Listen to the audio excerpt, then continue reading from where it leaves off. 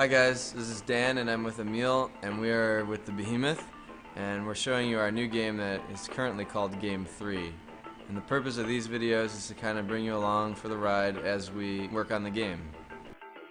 You can see that our characters are different from one another, and that's because we've customized our head face and our head shapes. We can also customize which weapon we're carrying. You can see on the yellow team we've got 2 AI that we're going to be fighting against.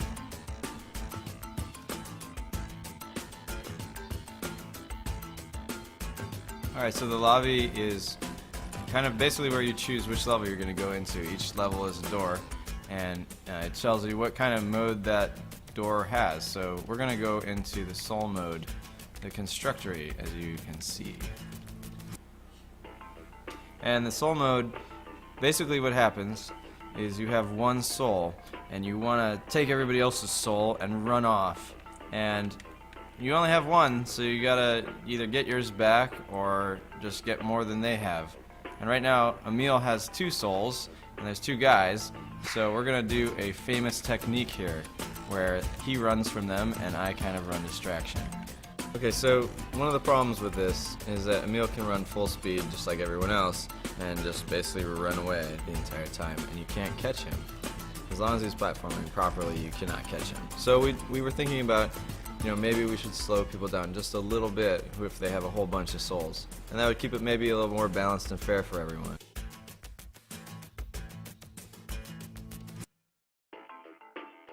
One of the block types you can see is an exploding block down there, and if you touch it, it explodes, but it doesn't kill you, it's just kind of in the way there. And it slows you down and gets you in trouble in this level, so you need to look out when you're down here. And you can see the arrows, so the arrows are pointing to where our soul is.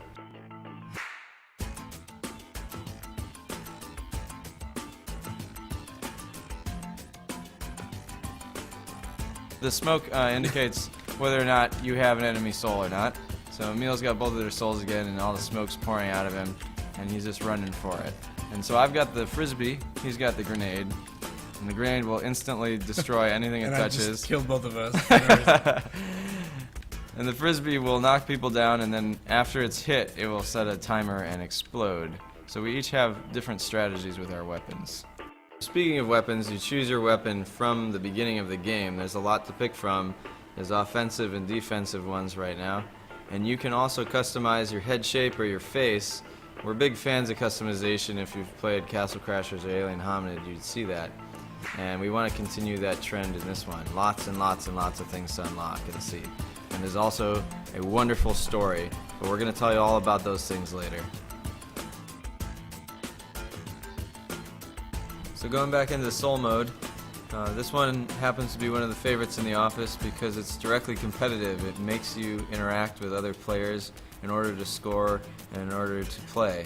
Please keep in mind that this is not the only way to play our game. There are many ways to play our game, and this is just one that we are sharing with you. As we're finishing up here, you can sort of see there's a pretty large discrepancy with the score. And that sort of just goes back to the balancing and the AI issues that we were talking about earlier. But that all sort of just gets balanced out as we continue development.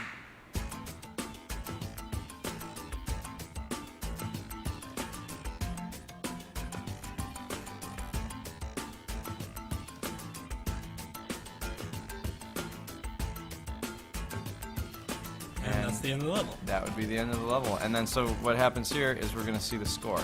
The score is represented by how far our legs go up. And Emil had a lot of souls for a long time, so he is the MVP. And the enemies didn't really have any, so they're just kind of down there. That's the end of our first installment. I hope you guys enjoyed it, and I hope you learned a lot. And if you want to learn more, you should go to devblog.thebehemoth.com, where we will periodically update with more videos and stuff like that. Thanks. Sniff you when I sniff you.